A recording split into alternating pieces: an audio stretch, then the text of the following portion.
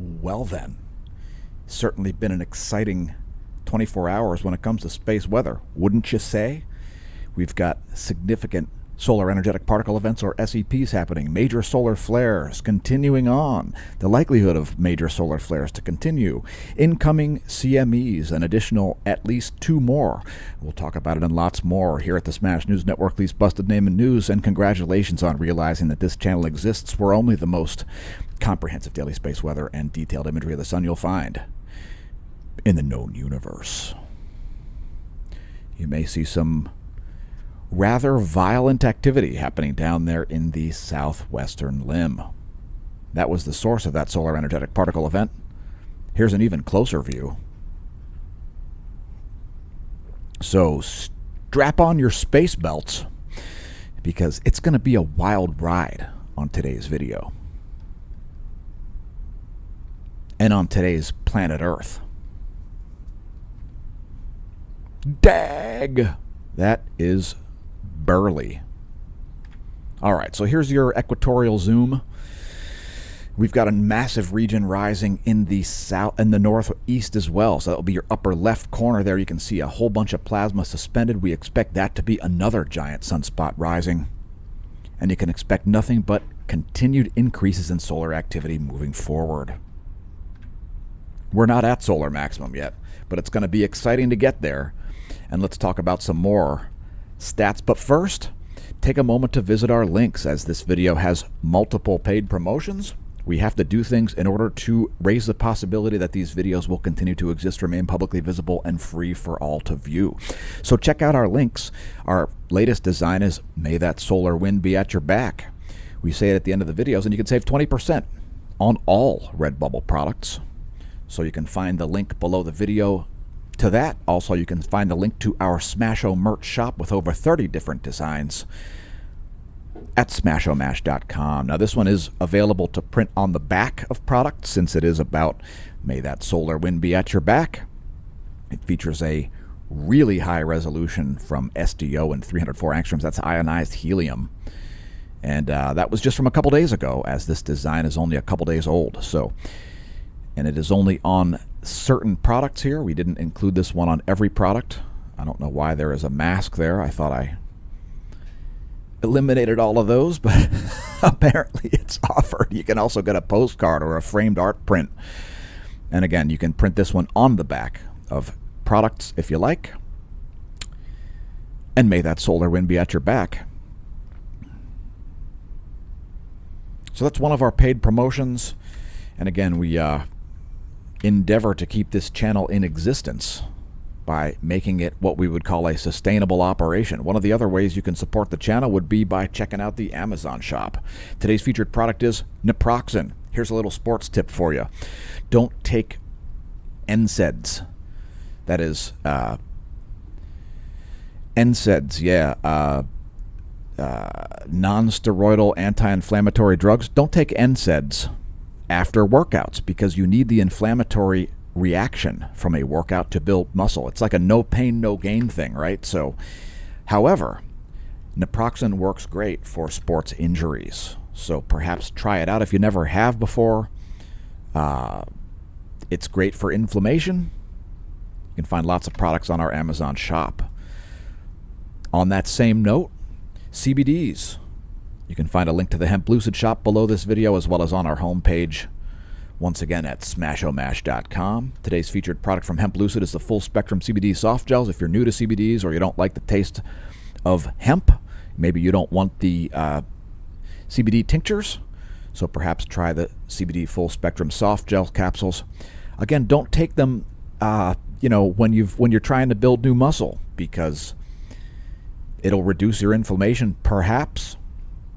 And again, you need that inflammatory reaction to grow new muscle. So that's one of the reasons why athletes largely do not take NSAIDs, because muscle is key to fitness. Now, if you haven't read about our mission, you can read about it on smashomash.com/forum. So there's our mission for you. It is, I'm not going to just read it for you. This is smashomash.com's mission, by the way, which is much broader than the nonprofit organization that we formed last night. So shout out to our board members, Smash staff, and Renee. The mission of smashomash.org is to advance science via heliophysics. That will in turn advance not only cosmology but also human technology, both on Earth and beyond. These changes will enrich humans with greater capabilities, a more sustainable future, and by enabling new technologies. You can read all about that at the forum as well at smashomash.com/forum. In the free-for-all forum, there is a thread about smashomash.org. So congratulations to us. And perhaps we should pop some champagne. That was about our meeting last night. And let's get back to space weather, since there is a lot to talk about today. So here is yesterday plus today SDO intensity gram. And it's been exciting to say the least. So lots of sunspots and at least one more group about to rise there in the northeast. Also, a very high likelihood of X-class flares remains, especially in the southwest, which is where we likely saw that solar energetic particle event come from. And we'll tell you all about solar energetic particle events and what's going on. We've got quite a bit of video footage today. So let's talk about volcanoes briefly here.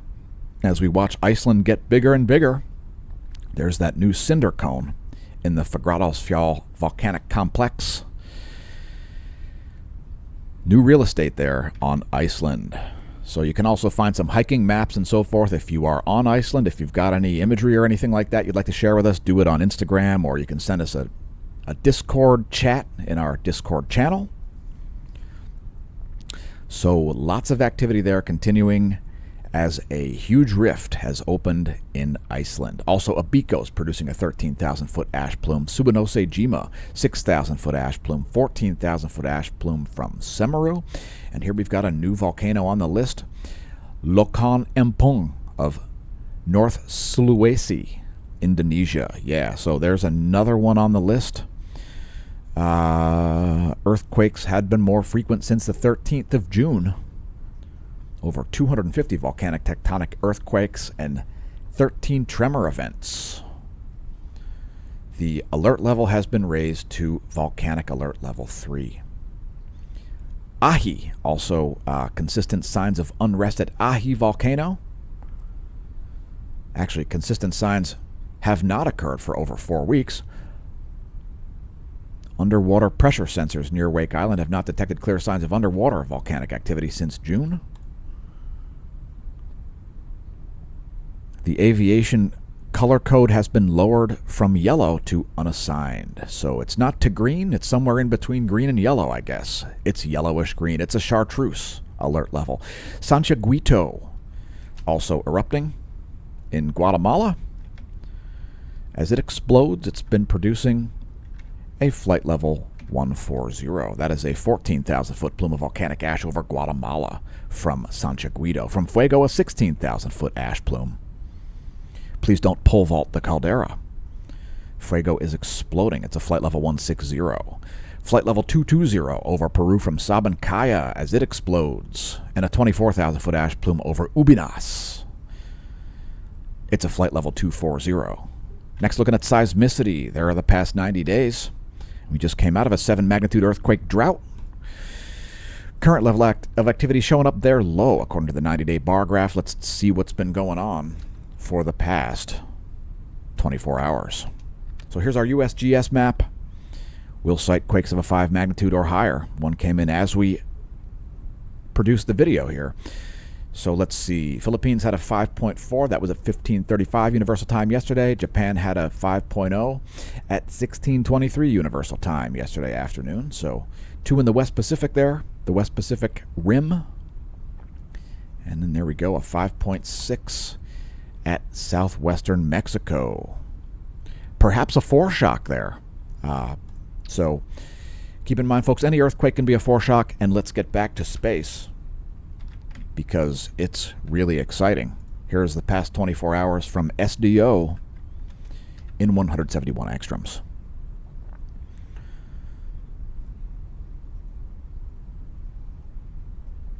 So I would note the huge new active region there rising in the northeast and the huge really active region setting in the southwest. It is an exciting time for space weather. And how about a close-up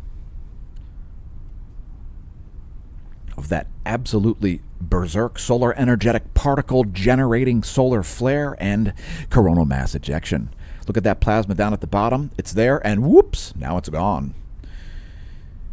And guess what? Some of it might be headed toward your doorstep. So that's pretty sweet imagery, wouldn't you say?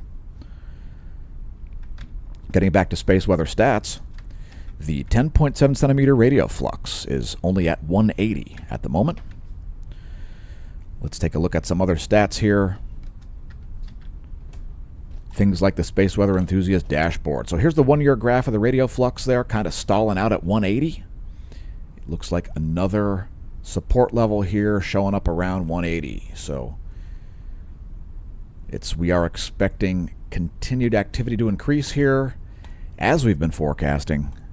We're nowhere near solar maximum yet. There's a long way to go up.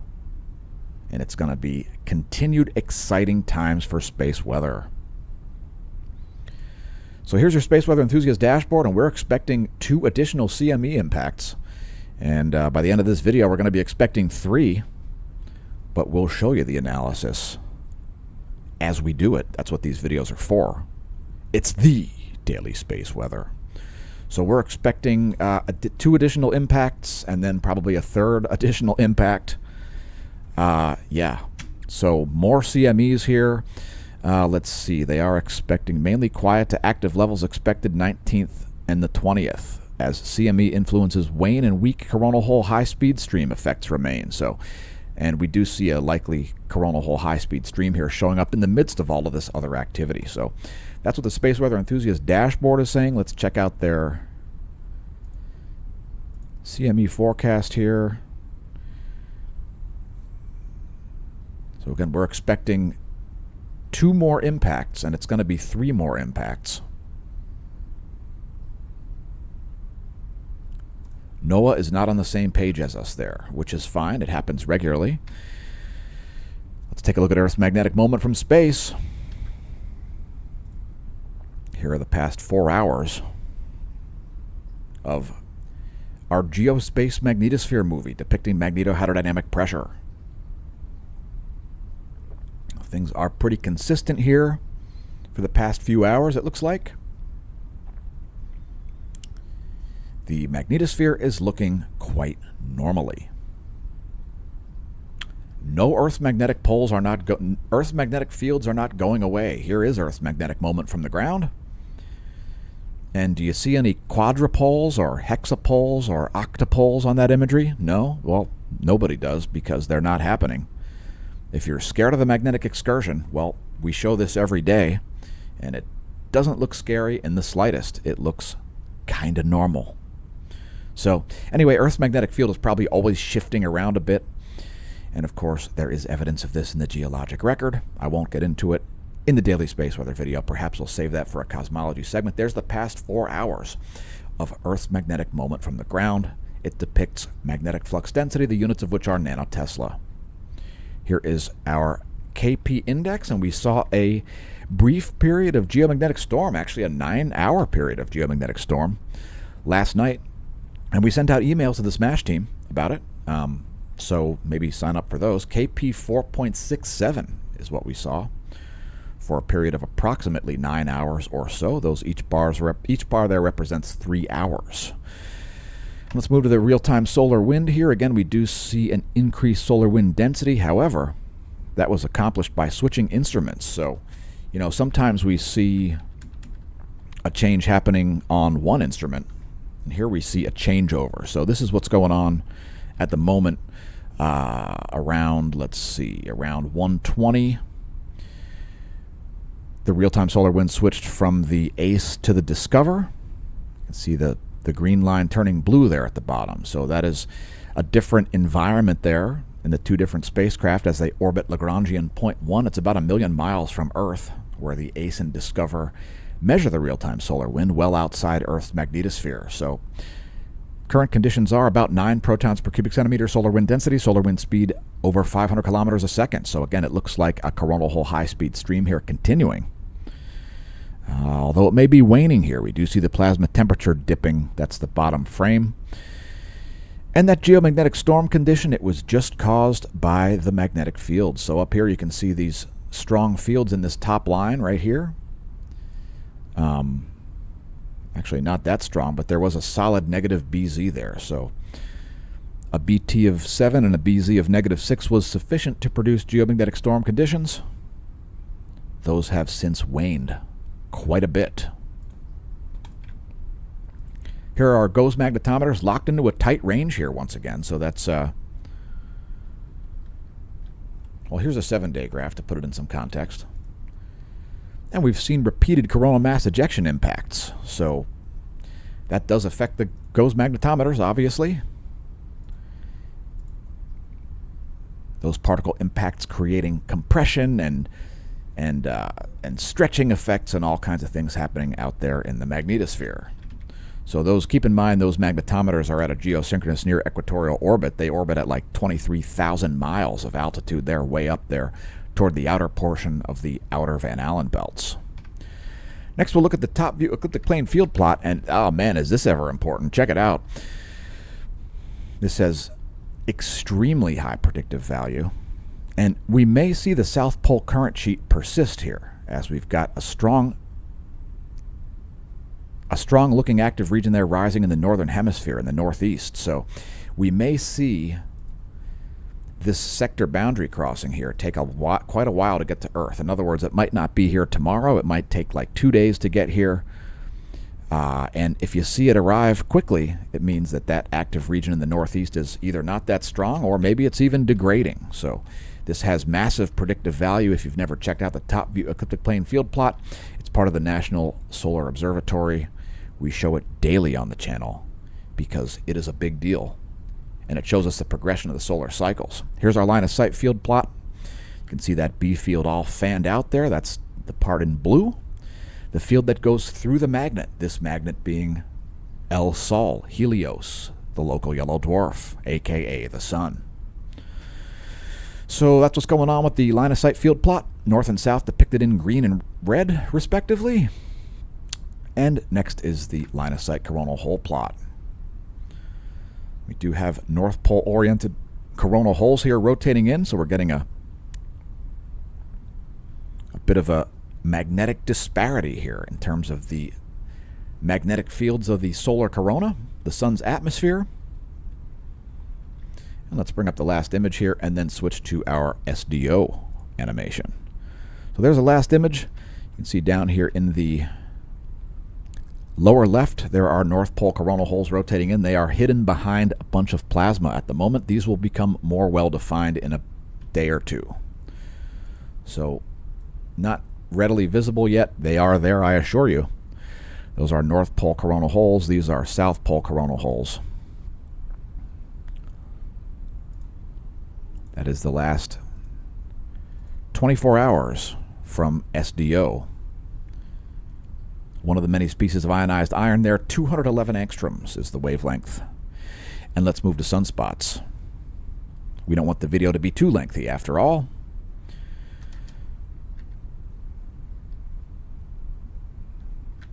So sunspots are next, and check it out.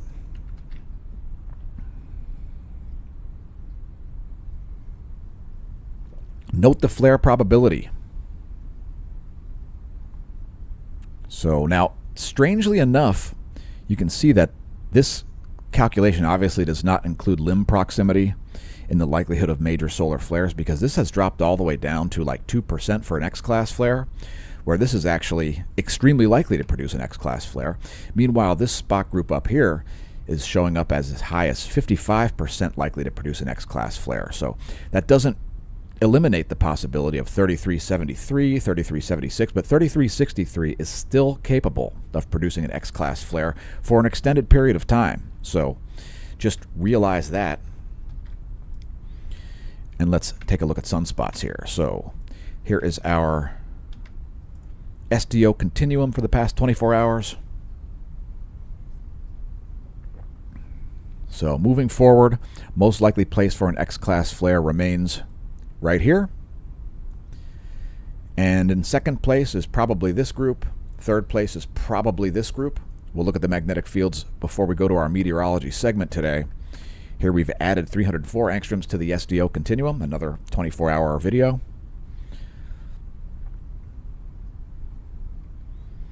And we also want to show the magnetogram. You can see the way the plasma orients to magnetic field lines, and as the magnetic field lines shift, you'll see the plasma shift. The plasma isn't magic, folks. It organizes itself onto the magnetic field lines. The protons want to orbit those magnetic field lines. That's why you see those filamentary structures there.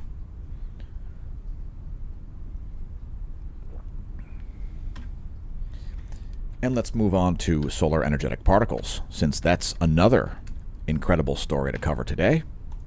We've got a SEP that's currently still occurring. So these solar protons, they get into Earth's polar magnetic field lines, they orbit them, and they emit radiation as they slow down, spiraling those magnetic field lines. So we even saw an increase there in the greater than or equal to 50 mega electron volt proton flux. No spikes in the greater than or equal to, actually a little spike there in the greater than or equal to 100 mega electron volt proton flux. So all three categories, all three voltages there showing significant increases. That's a serious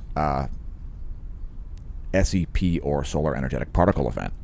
Now, basically, this is what happens here. This imagery depicts protons and electrons, and what they want to do is they want to orbit magnetic field force lines, like I just said. Now, keep in mind, electrons are only about 1/1800th the mass of protons, and that is why they arrive at those magnetic field lines more quickly. They have less inertia than those protons, but they all want to orbit those lines.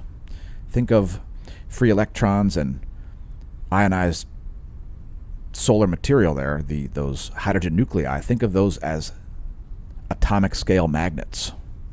Same with the electrons.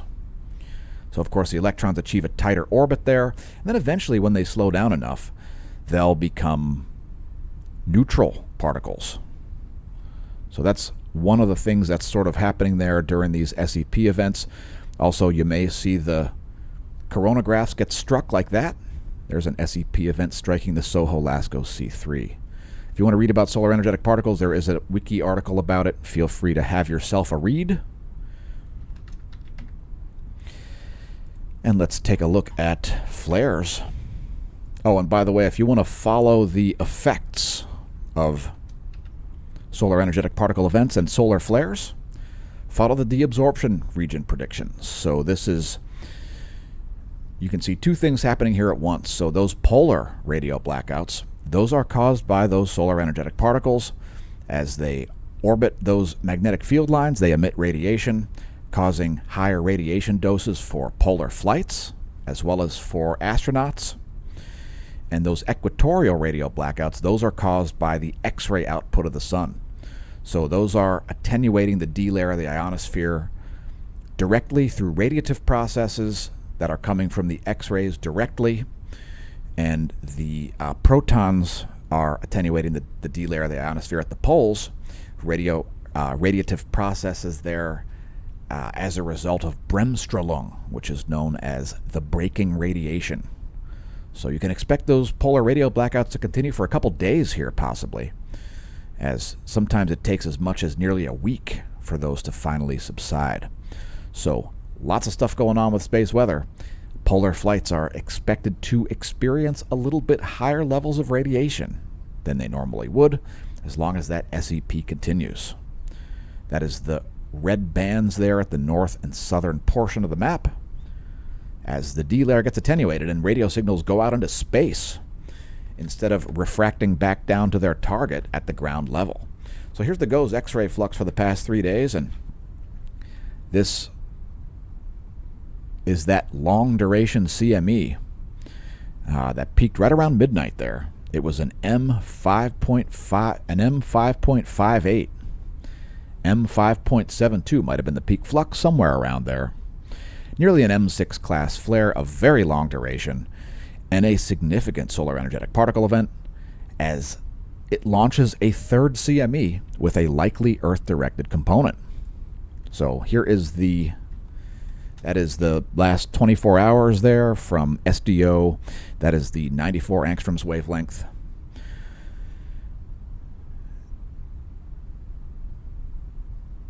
And that was pretty berserk. So we'll let that play through one more time in the full disk glory of it. And then let's include some additional close-ups. What do you say? First, we'll add 131 angstroms. Now we've got 94 plus 131, once again from the Solar Dynamics Observatory.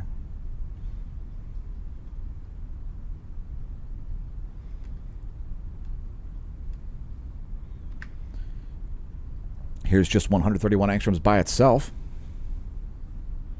And what's that? You want close-ups? You want close-ups of that solar flare and SEP and coronal mass ejection producing area? Okay. Here's 94 plus 131.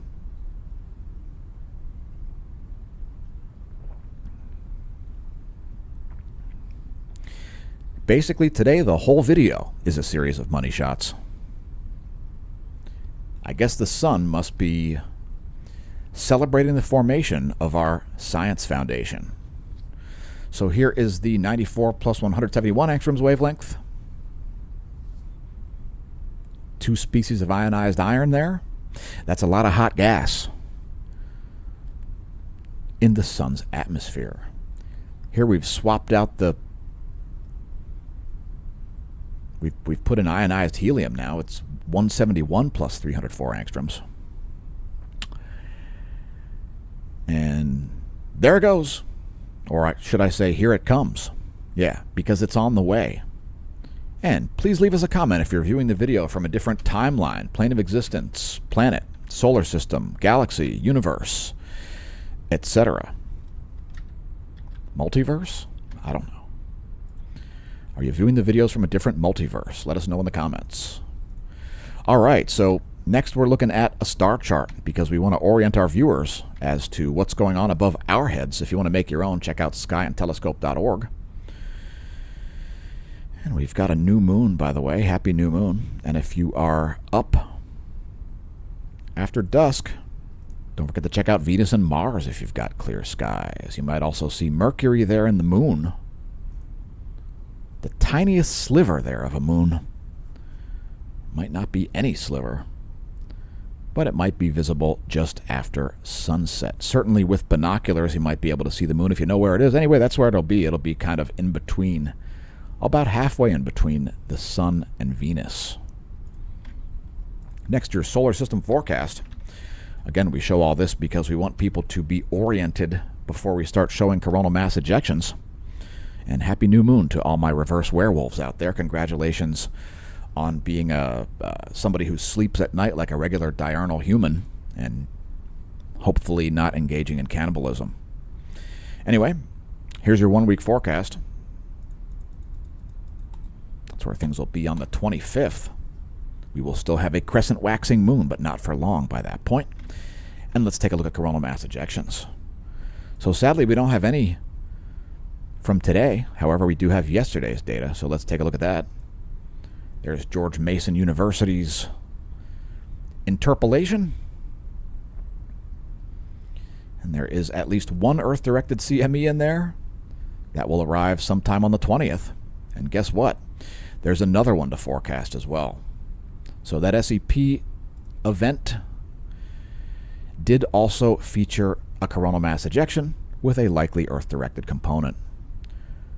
So most of that is off to the west and south, but a large portion is headed straight toward Earth, and this is going to be the hardest hit yet, folks. This one here this could produce a KP8. A KP8. So that's a major geomagnetic storm. You could have things like grid down conditions, especially in third world nations and so on. So yeah, be prepared for that. That'll be arriving sometime the 21st. And let's take a look at stereo A here as well. So here we show this diagram daily just to show people how close together stereo A, B, and Earth are, represented by the red, blue, and green circles there, respectively. Here is stereo A on the left, and the Soho Lasco C3 on the right. So let's actually advance this. Lasco C3's got a bunch of missing data. So right here, that has an Earth-directed component once again. So another one arriving, let's see, that'll be around, could even be late in the day on the 20th, as it looks like it's pretty high speed, wouldn't you say? Could arrive late in the day on the 20th, but more likely by midday on the 21st. So we'll say late day the 20th. This one's likely to arrive, as you want to be early with these things. So more nights of a likely coronal mass ejection impact here, producing auroras at mid-latitudes, and maybe even lower than mid-latitudes. But expect the expected. That is a very significant CME, and it has a large bit of it directed toward Earth. There is certainly a channel open for that to arrive. So here we've got these are some custom 24-hour videos. And yowzers, that is freaking sweet imagery. SDO 193 angstroms there, Soho Lasco C2 in red, Soho Lasco C3 in blue. And let's get a little closer. Don't be shy. Get a little closer. Space is kinda wet, not dry. And of course, you can see that static showing up on the coronagraphs. That is the solar energetic particle event striking the aperture. So just like what we showed you on Wikipedia, obviously not nearly as saturated as that SEP that was on the Wikipedia page. That was probably like orders of magnitude more significant proton flux density than this. However, the possibility of a KP8 is certainly there. You can also see a comet.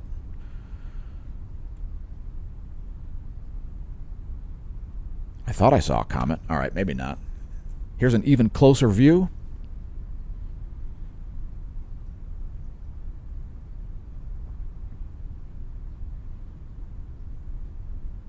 And you can see actually transverse waves there reverberating across the solar surface. That is sweet. All right, so that said, let's talk about filaments, because filaments, like that one, are what often turn into coronal mass ejections. And of course, sometimes the filament just kind of pops out of nowhere, folks. But sometimes the filaments hang out there on the solar disk for an extended period of time, giving us fair warning that something might be afoot. So this one here, it's there, and now, whoops, it's gone, because it's now headed toward you. So we've got some other filaments here. There's a big filament there, filament here, crown prominence down here. Lots of filaments. It is certainly an exciting time for space weather. So let's take a look at filaments here as we close out our custom videos. Here's a 24-hour video featuring 193 plus 304 angstroms. My favorite wavelengths to view filaments. So a bunch are rising here in the northeast, and expect a 100% chance. In fact, this is the forecast. There is a 100% chance of continued coronal mass ejections. We figured out how to forecast CMEs back in 2018, and it didn't increase our viewership on YouTube, so guess what? We stopped doing it, because if it doesn't make dollars, it doesn't make sense. Anyway, coronal mass ejections are 100% likely to continue. And the likelihood of an X-class solar flare remains, mainly at that southwestern limb, regardless of what the flare monitors say. These are statistical certainties.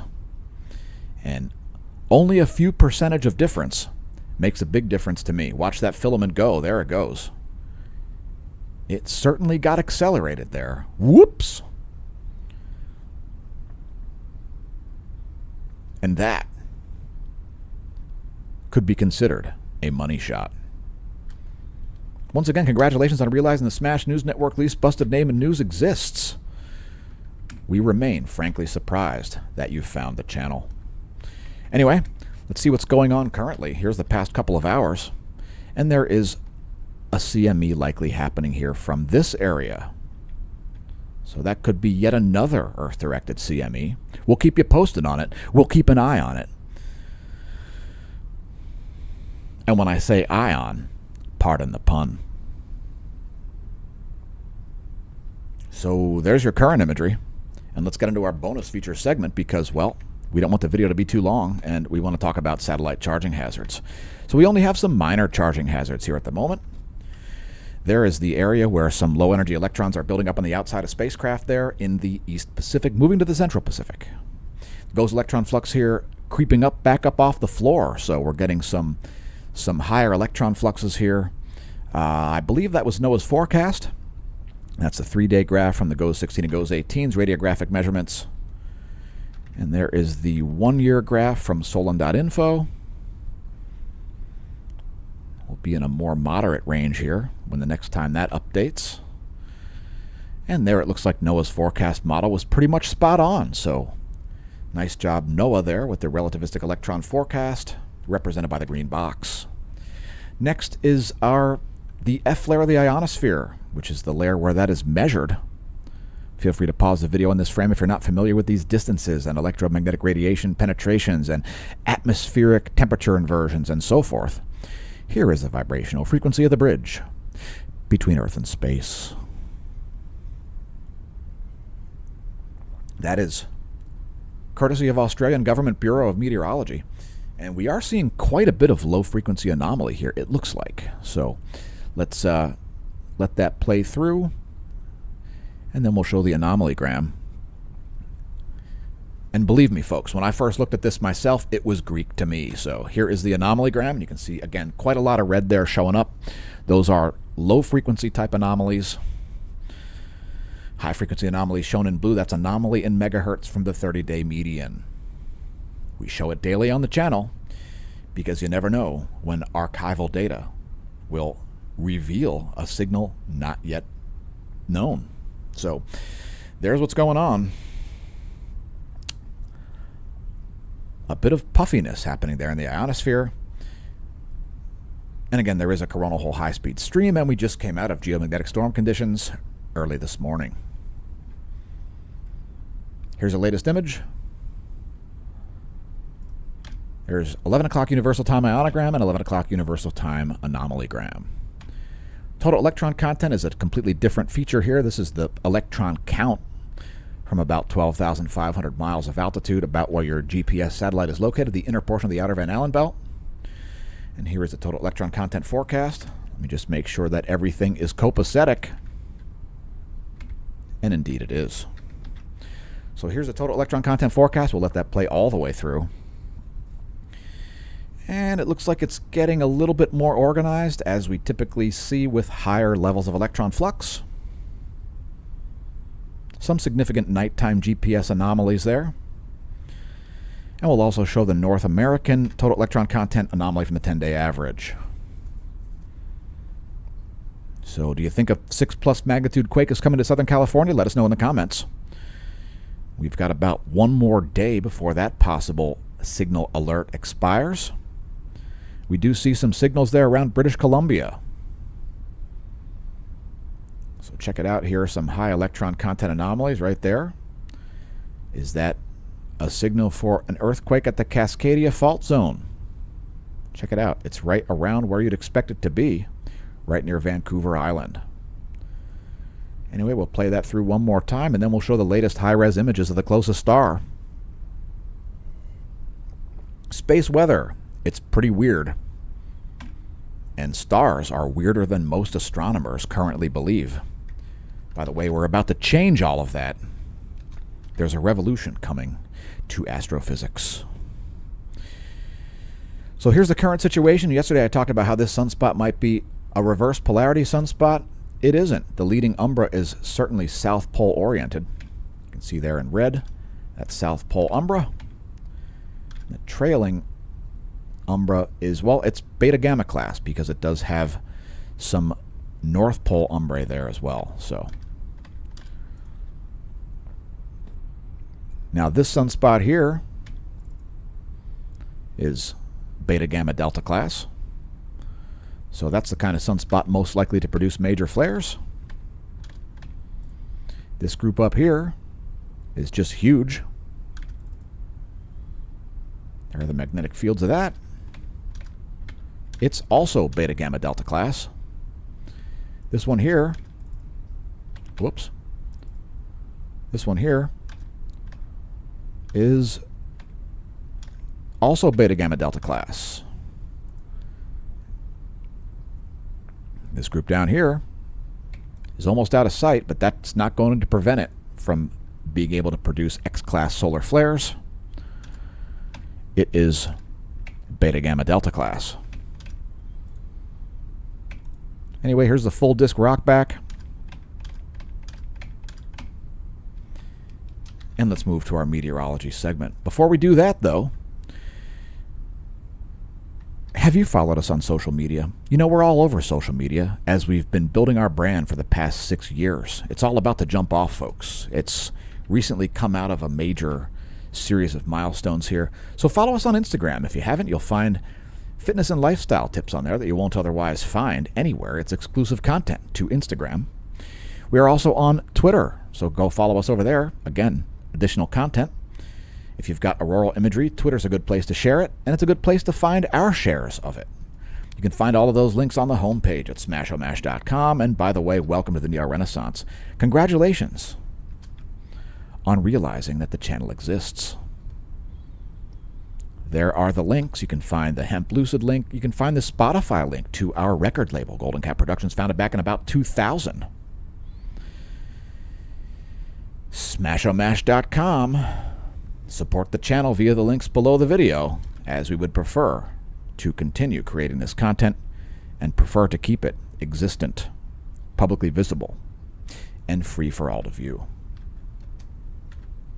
So check out the homepage, visit us on social media, press share, comment, like, etc. Moving to meteorology. Check out the Saharan dust being sucked up by this Atlantic low exactly as forecast. There you go. That is a huge continent size Saharan dust storm indeed, occupying the central Atlantic there. Massive amount of dust. And also Hawaii is being threatened by a, well, it's not really that strong. We'll talk about it here in a minute. Here come the surface winds of the eastern world. Shout out to our viewers from all around the planet. Who knew we'd make so many pals by stating facts about space and Earth weather? It's pretty interesting. I mean, I don't know what's going on with science lately, but it's a neo-renaissance, folks. A neo-renaissance. Here are the jet streams of the eastern world, and the northern hemisphere jet streams over there are quite incoherent. Check it out. They're all over the place. Huge anticyclone here above the Himalayas. Pretty cool. Here are the jet streams of the Western world. Ta-da!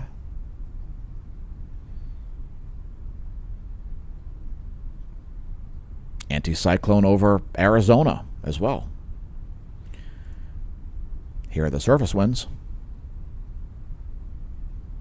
As that low in the Atlantic spools up more and more Saharan dust, reducing its ability to convect.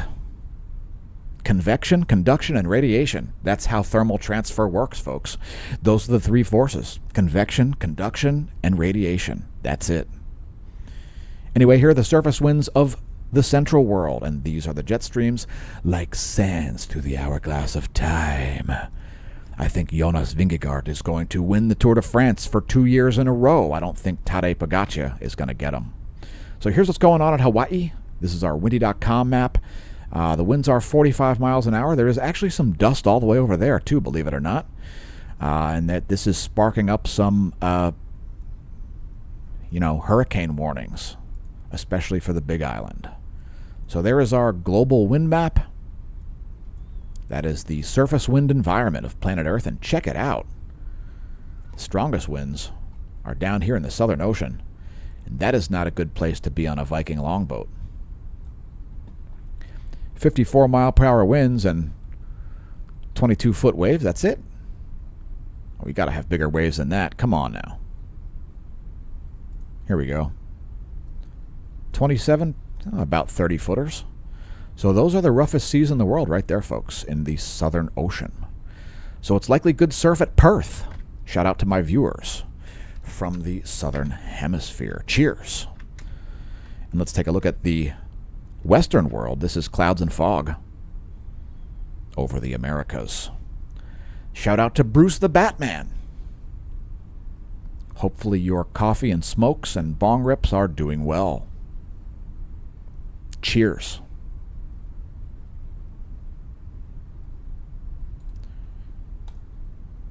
So that's clouds and fog as the sun rises over the east coast of the U.S. Next to your weather map, and it's weather.gov. There you go. Weather.gov is where to get your weather alerts if you've got them. We've got air quality alerts here, and there are a bunch of fires burning in the U.S. Canadian smoke has been staying mostly in Canada. Lots of heat alerts as well. Those are tropical storm warnings there for Hawaii. So here comes some forecasts. Here's your smoke forecast.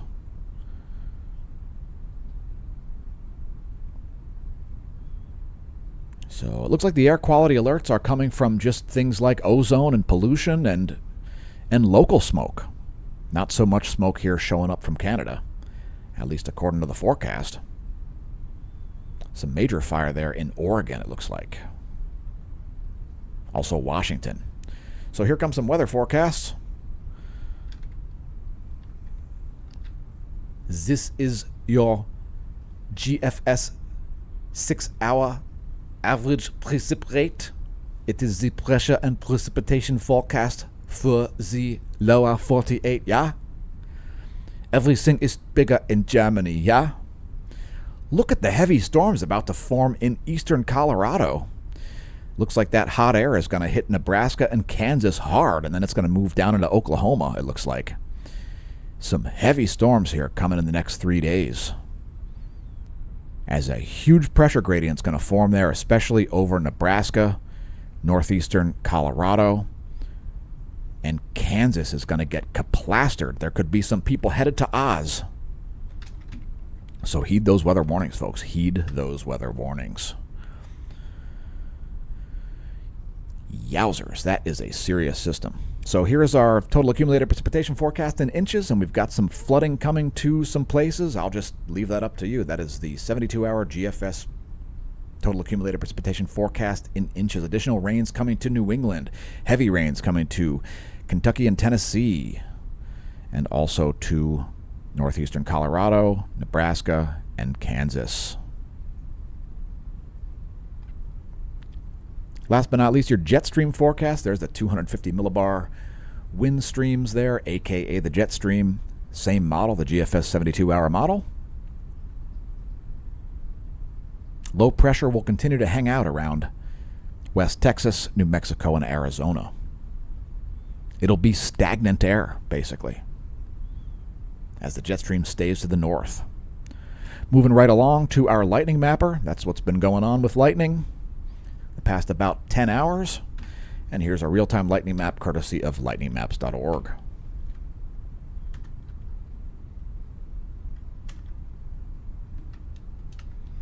Let's pause for station identification.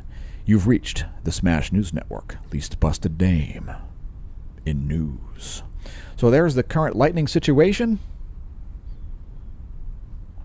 And there could be some stormy times for the Tour de France. It looks like the French Alps. Nope. Looks like those lightning strikes are to the north of them. I'm not sure. It could be some rain. I don't know. Is today the uphill time trial? I'm not sure. Anyway, here's what's going on in the lower 48. We do have some thunder cells here near Kansas City, some in Kentucky and Tennessee, and also some in Nebraska. If you enjoy the content, press like, subscribe, share, etc. Better yet, become a member of the Smash Team thanks to our new Smash Team members. The best value is the gold annual paid-up subscription. Smashomash.com/Smash Team is our own subscription services site. We built it with our own financials. Not to avoid Patreon, we still actually are on Patreon. Believe it or not. However, the best way to get additional content is by becoming a member of the Smash Team, because we needed additional content abilities. Check out our latest posts. We just put up one that was for paid Smash Team members only just this morning, as well as space weather alerts, tsunami alerts, and more. We often send out things like tsunami alerts before USGS does. And if you're unwilling and or unable to open your cobweb-encrusted wallet, why not send us a like? Press share. Maybe, I don't know, press the subscribe button if you're new to the channel. Tell your friends and foes. Leave a comment. Give us a thumbs down. It's not going to hurt our feelings. Even leave a derogatory comment. That's not going to hurt my feelings either. Next, we're going to close out the video with the latest U.S. Doppler radar map. There you go. There's vertical motion in the air column. Here's what's going on in the lower 48. Kansas City's about to get kaplastered.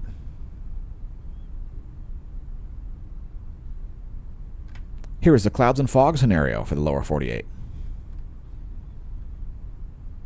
And here is the water vapor map. So we got a blocking feature here. So we've got dry massive air and an atmospheric waterfall being created right in this area. People are going to think it's chemtrails. People are going to think it's contrails. People are going to think it's geoengineering and HARP. It's called weather. Anyway, here's your recap. The U.S. Doppler radar for the lower 48. Clouds and fog, 3.9 micrometer infrared radiation, the shortwave radiation map from the NASA GOES Interactive Weather Satellite Suite, and the water vapor map from the same NASA GOES Interactive Weather Satellite Suite. Once again, thanks for tuning in. Congratulations on realizing that channel exists. I've been your host, Dan, a.k.a. Smash-O-Mash, signing off. I'm headed back to the bunker. While I'm gone, may that solar wind be at your back.